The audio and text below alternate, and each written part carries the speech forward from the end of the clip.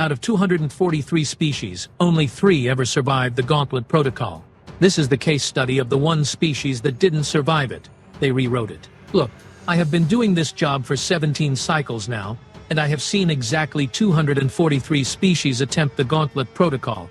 You know how many passed on their first attempt? 3. 3 species out of 243. So when the humans submitted their application to join the Galactic Collective, I laughed. Actually laughed, out loud, in front of my supervisor. Got written up for it too, which honestly, fair enough. The thing about the Gauntlet Protocol is that it does not care about your feelings.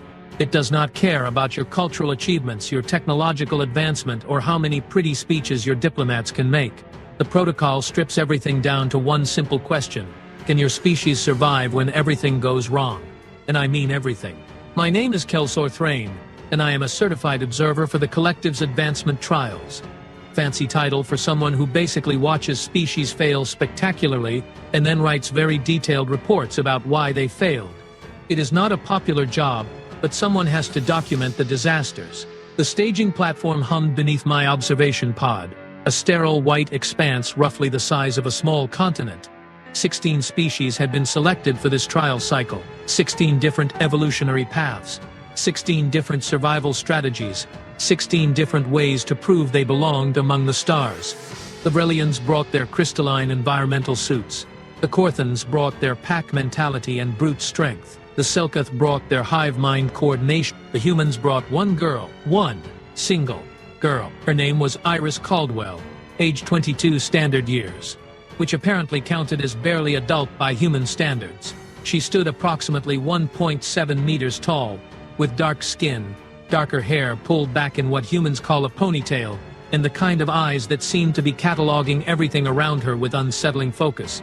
No special equipment, no obvious physical advantages, no backup team waiting in the wings. Just Iris wearing some kind of gray fabric jumpsuit and boots that had definitely seen better days. I pulled up her file on my datapad, skimming through the details while the trial administrators ran their final checks.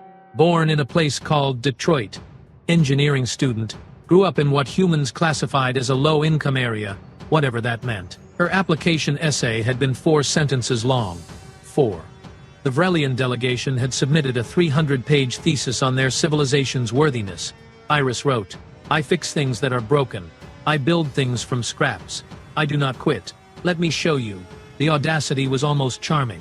Almost. The other candidates were doing their pre-trial rituals. The Korthans were howling their battle cries which echoed across the platform like dying machinery. The Vrelians were meditating in a circle, their crystals chiming softly. The Ithrene delegates were already arguing amongst themselves, because apparently they could not help it, even before the trial started. Iris was stretching, touching her toes, rolling her shoulders, cracking her neck, like she was preparing for a light jog instead of a trial that had a 37% fatality rate.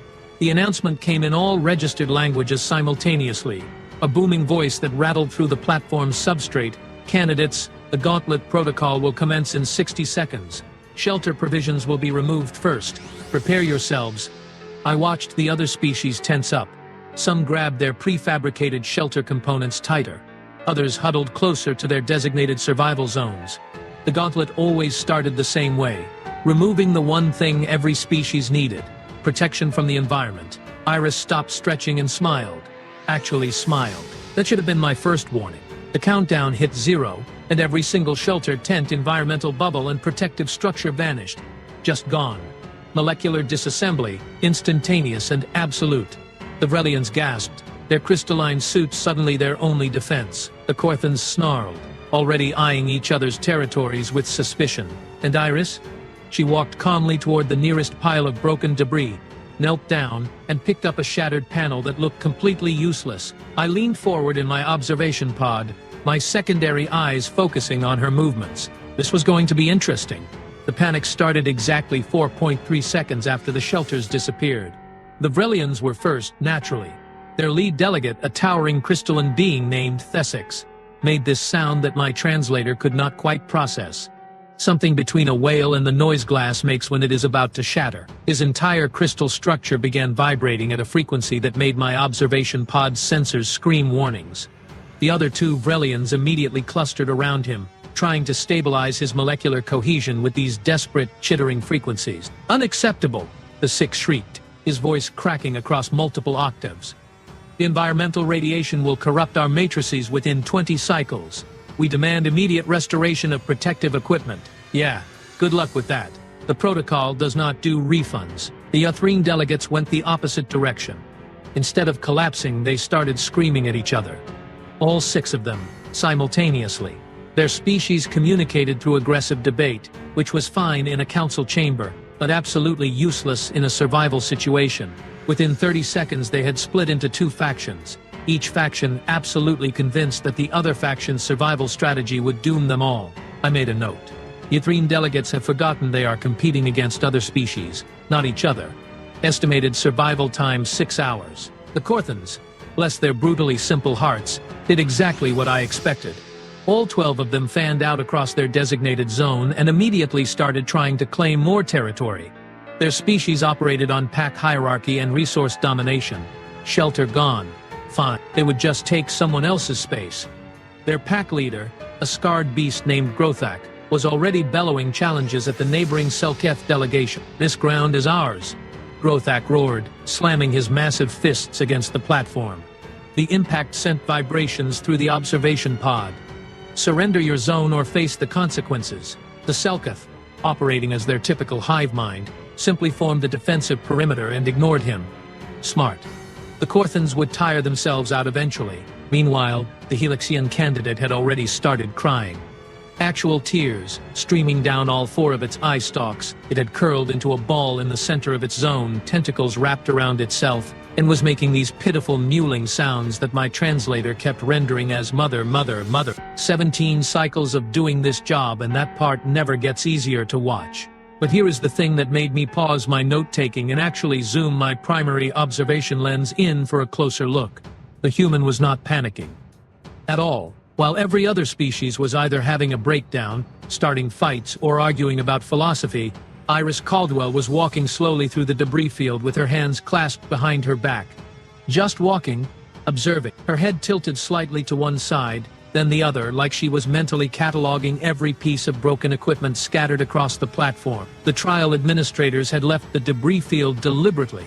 Broken panels from previous failed shelters, shattered equipment, twisted metal supports that had proven inadequate against the protocol's environmental hazards. It was all junk, useless garbage that previous candidates had abandoned when they realized it could not save them. Iris stopped in front of a panel that had been half melted by acid rain during the previous trial cycle. The thing was warped, corroded, and had holes eaten through it in 3 places. She crouched down, running her fingers along the edges, and I swear I saw her nod, like the broken panel had just told her something useful. "What are you doing?" I muttered to myself. All 4 of my eyes fixed on her. She moved to the next piece. A support beam that had snapped in half during a seismic test. Completely compromised structural integrity.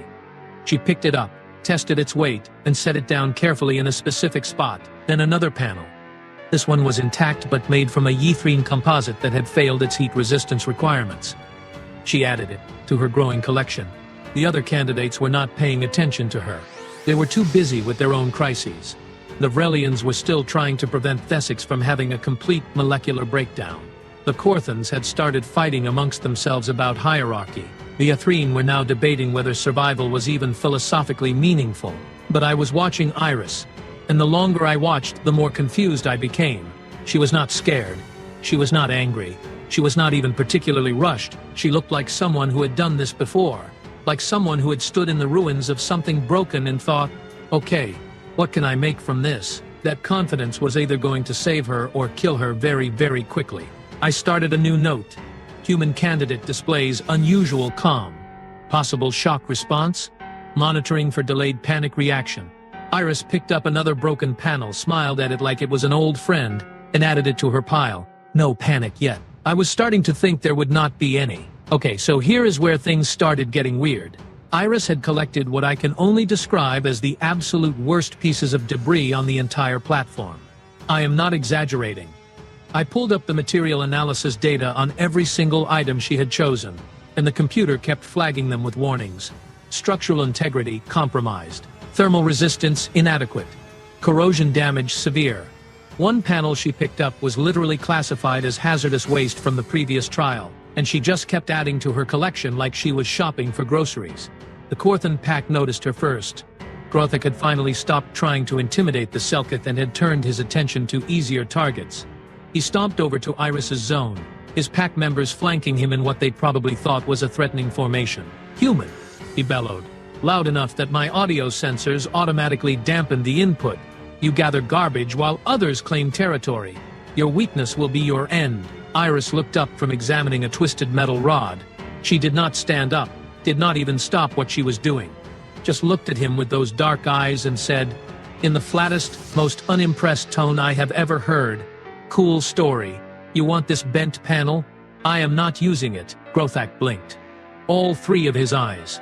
I do not think anyone had ever responded to his intimidation tactics with complete disinterest before. "You mock me," he snarled. "Nope." Iris went back to examining her metal rod. "I am just busy. You can have the bent panel if you want.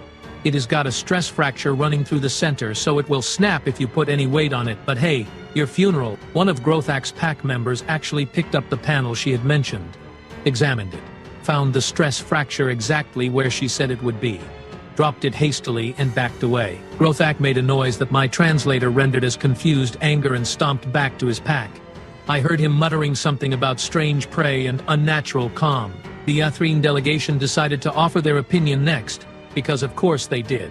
"The human strategy is fundamentally flawed," announced one of them, a philosopher type named Kixnal. "She collects materials with no cohesive architectural plan. Observe how she places items without measuring, without calculating load distribution, without even considering environmental factors." His rival, another Yathreen named Velmar, immediately disagreed. "No, no, no. Her flaw is not the lack of planning. Her flaw is that she plans without understanding the materials. She assumes functionality where none exists. It is epistemologically backwards." They started arguing about which type of wrongness Iris was demonstrating. She ignored them completely. I zoomed in closer, focusing all my visual sensors on what she was actually doing, and that is when I started to see it. She was not randomly collecting debris. Every piece she chose had something the others lacked. A panel with holes in it. She set it aside in one pile. Intact panels with heat damage. Different pile. Broken support beams, sorted by size and type of break. Metal rods, composite sheets, crystalline fragments, even some kind of flexible cabling that had snapped during a previous trial. All organized in a way that made absolutely no sense to me, but clearly made perfect sense to her. Then she started building, and I had to recalibrate my sensors 3 times because I could not believe what I was seeing. She took the half-melted panel, the one with holes eaten through it, and laid it flat on the ground, used it as a base. Then she took the broken support beams, the ones that had snapped in half, and wedged them into the platform's seams at angles. Not straight up, angled. Each one braced against the others in this weird triangular configuration that should have collapsed immediately. It did not collapse. She took the Yathreen composite panel, the one that had failed heat resistance, and jammed it between 2 of her angled supports. It fit perfectly. The panel's weakness did not matter in that position because it was not bearing weight, it was redirecting force. "Oh, you have got to be kidding me," I whispered. She was using the material's failures as features. The panel with holes. It allowed airflow and reduced wind resistance. The broken supports? Their angled placement distributed weight across multiple points instead of relying on vertical strength. The heat-damaged panels. She placed them specifically where the trial's thermal stress would hit, because they had already survived worse and would not degrade further. Every single piece of junk she had collected was being used in exactly the way that negated its weakness. The Vrelian named the 6 had finally stabilized enough to notice what was happening. He looked at Iris's growing structure and made that glass-shattering sound again. "Impossible," he cried. "Those materials are incompatible. Different expansion coefficients, different molecular structures, different failure thresholds. The construction will tear itself apart." Iris did not even look up. "Yeah, if I was building it your way, sure. But I am not." She grabbed one of the flexible cables and started threading it through the panels, creating these tension points that pulled everything together. The cables were not strong enough to hold weight on their own, but they did not need to be. They just needed to keep the panels from shifting. The panels were not strong enough to stand alone, but they did not need to be. They just needed to redirect force to the supports. The supports were not intact enough to bear vertical loads, but they did not need to be. They just needed to transfer stress horizontally. It was the most aggressively practical thing I had ever seen. No elegance, no beauty, no adherence to any established architectural principles. Just pure, stubborn functionality built from mutual support of broken things. Within 20 minutes she had a framework standing. It looked like it had been assembled by someone having a breakdown. Panels at odd angles, supports going in directions that made no geometric sense, cables crisscrossing like a drunken spider's web, but it was standing, and it was growing. I checked the structural analysis my sensors were feeding me. The numbers made no sense. The framework should not be stable. Every predictive model said it would collapse, but there it was. Standing, solid, getting bigger with every piece she added. I started a new note, then deleted it. Started another one, deleted that too. Finally I just wrote, human candidate has built a functional structure from non-functional materials. Recommend review of fundamental engineering principles. Or possibly review of human psychology. Maybe both. The first 20 minutes of the trial were almost over, and Iris Caldwell had just broken every rule in the structural engineering handbook. The environmental hazard warning came 12 minutes early. 12 minutes early. I checked my chronometer twice, then checked the protocol schedule, then actually called my supervisor to confirm that yes, the trial administrators had just activated the first hazard test ahead of schedule. My supervisor laughed, actually laughed at me, said something about how the candidates this cycle were progressing too comfortably and needed additional motivation. Additional motivation. Right. That is what we are calling potential death now. The warning klaxons started blaring across the platform, and I watched every species react in exactly the way their psychological profiles predicted. The Vrelians panicked. The Korthans roared challenges at the sky. The Athrenes started debating whether the early activation violated the ethical framework of the trial. Iris looked up at the darkening sky, said something that my translator refused to render, but was definitely a human curse word, and started moving faster. The storm came from the north, because the protocol loved its dramatic entrances. Black clouds that roiled with chemical reactions, wind speeds that went from 0 to 80 kilometers per hour in under a minute, and temperature drops that would freeze most carbon-based life forms solid. The Selketh hive mind had managed to construct a dome using their combined body mass and some kind of organic secretion. Smart. Efficient. The dome sealed just as the first freezing rain started falling. They would be fine. The Korthans had piled debris into crude walls, and were now huddling behind them, using their pack's combined body heat to survive. Brutal but effective. Rothak was already barking orders about rotation schedules so no one froze on the outer edge. The Athrene were still arguing. I checked their vitals. 3 of them were already showing signs of hypothermia. I made a note recommending immediate extraction. If their core temperatures dropped another 2 degrees, the Vrelians were in serious trouble. The 6 had managed to form a crystalline barrier, but it was already cracking under the thermal stress. Ice was forming along the fracture lines. If that barrier shattered, they would be exposed to the full force of the storm, and their molecular structures would destabilize. I gave them maybe 5 minutes before mandatory extraction. And then there was Iris. Her structure looked like it should have been the first thing to collapse. I mean, really looked at it. Mismatched panels held together with scavenged cables, supports angled in ways that violated every stability algorithm I knew, gaps and holes everywhere that should have let the wind tear right through. The first gust hit her framework and I actually braced for the collapse. It did not collapse. The wind blew through the holes in the panels, the one she had deliberately chosen, and instead of building pressure inside the structure, it just passed through. The angled supports flexed, actually flexed, bending with the wind instead of resisting it. The cables went taut, then loose, then taut again, absorbing the rhythmic buffeting like shock absorbers. But here is the thing that made me lean forward so hard I bumped my head on the observation pod's viewport. Iris was not hiding inside her shelter. She was outside in the storm, adding to it. "What are you doing?" I shouted at the screen like she could hear me. "Get inside. The temperature is dropping 15 degrees per minute." She grabbed one of the heat-damaged panels, the ones the Vrelians had mocked her for collecting, and angled it against the wind. The storm's freezing rain hit the panel and started forming ice, but the panel's surface was already so degraded that the ice could not get a smooth grip. It built up in these rough chunks that actually created a better wind barrier than the smooth panel would have. She wedged the panel into place, using the ice itself as mortar. Then she grabbed more panels and started doing the same thing all around her structure, letting the storm's own force build her walls higher, using the ice as reinforcement, turning the hazard into a resource. The Vrelian barrier shattered. The extraction team teleported them out immediately, their crystalline forms already showing molecular corruption. Trial over. Failure logged. 2 of the Ithrene collapsed. Extraction team grabbed them too. The other 4 finally stopped arguing and huddled together for warmth, but I could see their vitals dropping. They had maybe 10 minutes left. The Korthan walls were holding, but barely. Grothak had 3 pack members showing severe frostbite on their extremities. They would survive, but they were losing functionality fast. The Selkith dome was perfect, completely sealed. They were actually maintaining comfortable internal temperatures. The old star for the hive mind, and Iris's structure was growing. Every minute, she added another panel.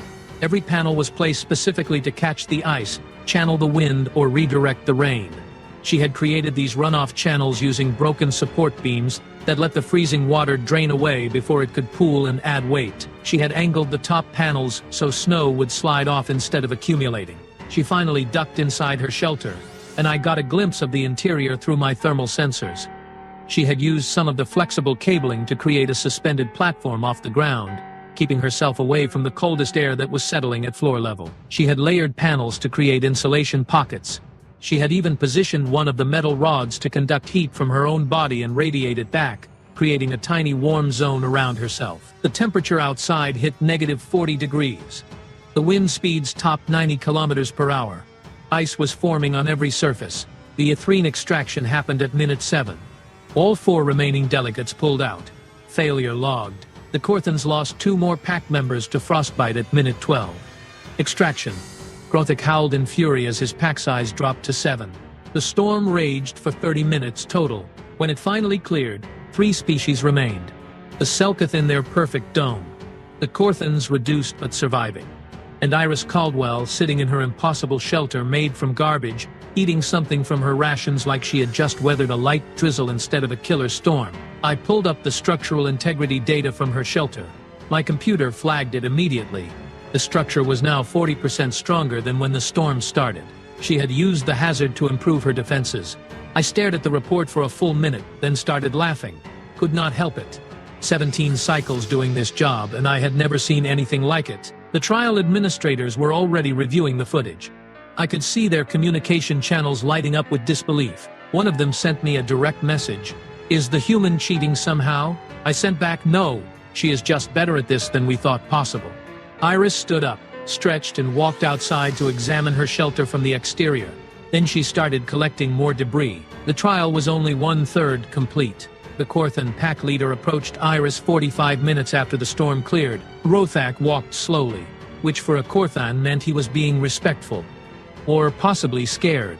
Hard to tell with their species. His remaining pack members stayed back, nursing their frostbite injuries and watching their leader with wary eyes. I zoomed in, audio sensors at maximum.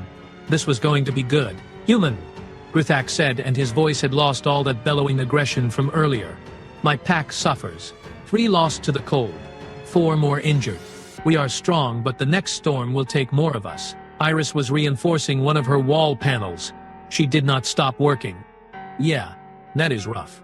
Sorry about your people." Grothak shifted his weight. "Uncomfortable. Your shelter stands. Grows stronger. This is unexpected. Thanks.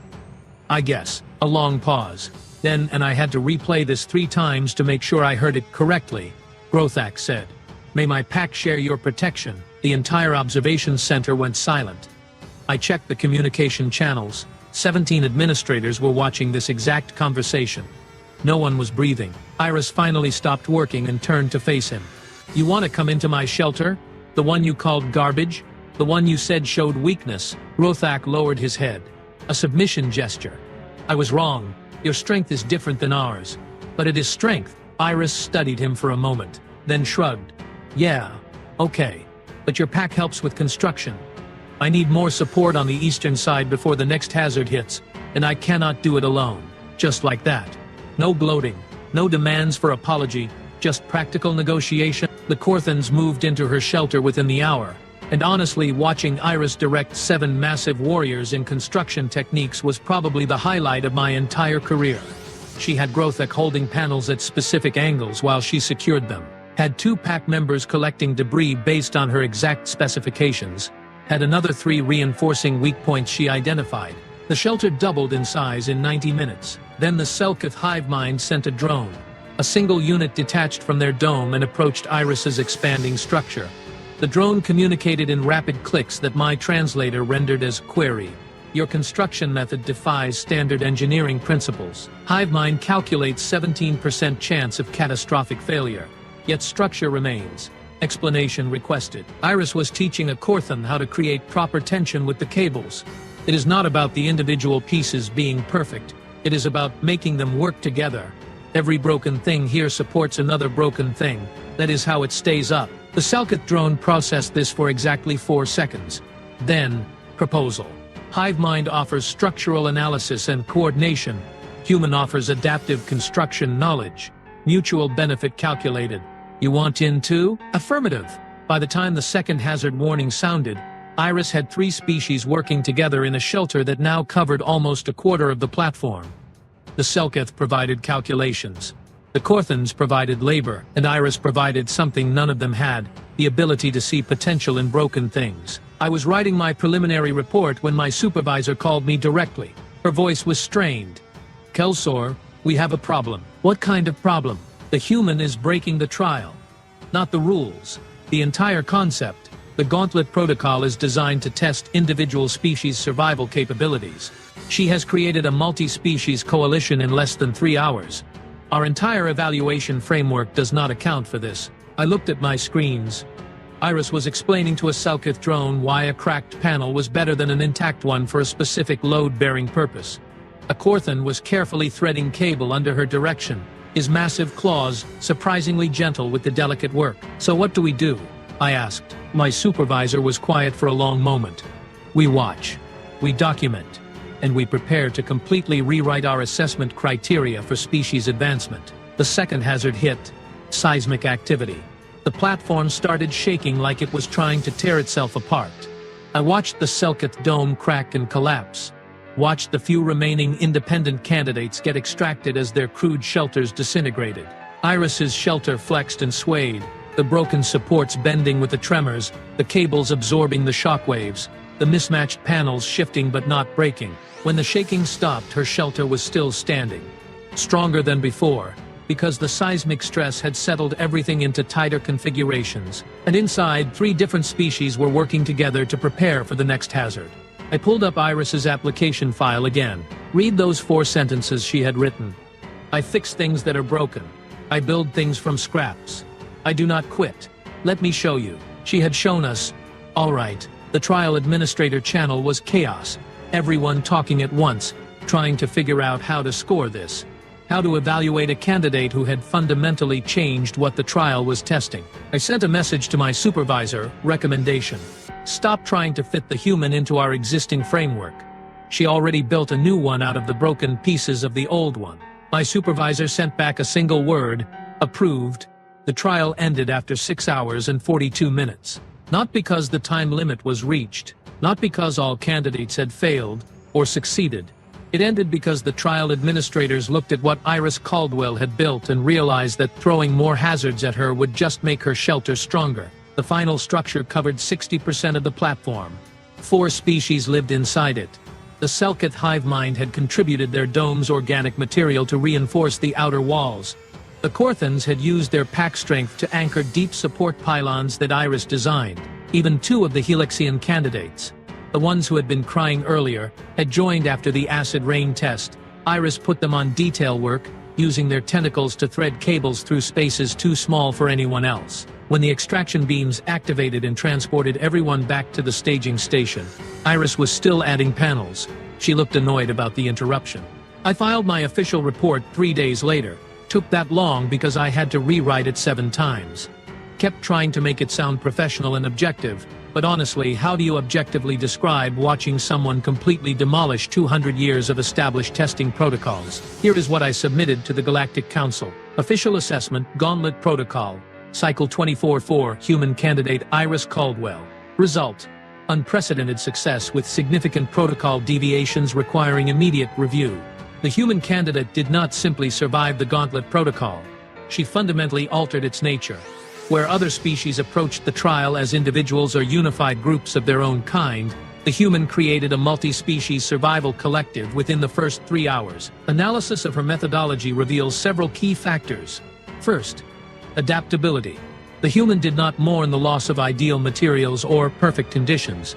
She assessed available resources and immediately began using them in ways their original manufacturers never intended. A panel designed to resist heat became a wind barrier. A broken support that failed under vertical stress became an angled brace that distributed horizontal force. Every weakness became a feature in a different context. Second, collaborative instinct. When other species sought her protection, she did not hoard her success or demand submission. She negotiated mutual benefit and immediately integrated their strengths into her construction. The Selkath provided calculations. The Korthans provided labor. The Helixians provided precision work. She provided the vision that made all their contributions matter. Third, and this is the part that concerns me most, she never stopped building. Even when her shelter exceeded all safety requirements, even when survival was guaranteed, she continued improving, continued expanding, continued adapting. The human approach to problem solving appears to have no upper limit. They do not build to the minimum required standard. They build until something stops them. Nothing stopped her. Recommendation: approve human application for galactic collective membership with the following notations. Human engineering principles operate on fundamentally different assumptions than collective standard practices. They do not require optimal conditions, perfect materials, or ideal circumstances. They require only that something, anything, exists to work with. This makes them dangerously unpredictable and remarkably difficult to contain or limit. Secondary recommendation: immediate review and revision of Gauntlet protocol testing parameters. Current trial design assumes species will compete or cooperate within species groups. It does not account for candidates who view all other species as potential allies rather than competitors. Tertiary recommendation: assign permanent observers to human integration process. If one human can restructure a survival trial in 6 hours, we need to understand what an entire species of them will do to our existing frameworks. Personal note from observer Kelsor Thrain. I have spent 17 cycles watching species fail this trial. I have seen the strongest warriors collapse under pressure. I have seen the most brilliant minds calculate themselves into paralysis. I have seen species with technology centuries beyond Earth's capabilities give up when conditions became difficult. Iris Caldwell built a functioning multi-species shelter from literal garbage in under 7 hours. She did it while eating ration bars and humming something my translator called a song, but sounded more like organized noise. She did it without panic, without hesitation, without doubt. And when I interviewed her after the trial, I asked her how she knew her shelter would work. How she was so confident using materials that every structural analysis said would fail. She looked at me like I had asked the stupidest question in the galaxy and said, "You grow up with nothing. You learn to make something out of whatever is lying around." Detroit taught me that before I could walk. This trial was just Detroit with better weather and fewer potholes. I checked Earth's files on this place called Detroit. It is not a training facility. It is not a military installation. It is just a city where humans live, where they grow up learning to build functional solutions from broken systems. If that is normal for them, we are not prepared for this species. End report. The Galactic Council approved humanity's application unanimously.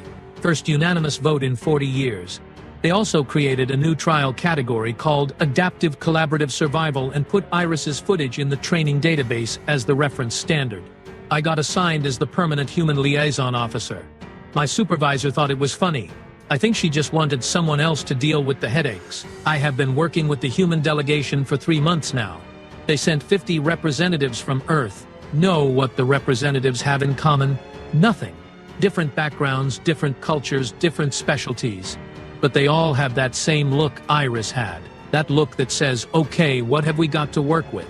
Last week, one of them fixed our waste recycling system using parts from a broken food dispenser and something she called a paperclip. The system now runs at 130% efficiency. Our engineers are still trying to figure out how. Yesterday, Another one redesigned our council chamber seating to accommodate 17 different species body types using only the existing furniture rearranged in ways that, according to him, just made sense. This morning, I found 3 of them teaching a class on improvisational engineering to a group of Vrelian students. The Vrelians were taking notes like their lives depended on it. I am writing a second report, unofficial, personal observations. The title is Why We Should Have Paid More Attention to the Species That Sent Objects to Space Using Controlled Explosions and Called It Progress. Because here is the thing about humans that none of our assessments predicted, none of our databases warned us about, and none of our careful observers noticed until it was too late. They do not see broken things, they see things that are not finished yet. And now they are here, in the Galactic Collective, looking at all our established systems and protocols and frameworks, with those calculating eyes. I give us 6 months before a human suggests improvements to our faster-than-light drives using something they found in a waste bin. I give us a year before we adopt those improvements because they actually work better. I give us 5 years before we look around and realize humans have quietly rebuilt half our infrastructure using principles we did not know were possible. Iris Caldwell built a shelter from broken panels. But what she really built was a blueprint for how her entire species approaches problems.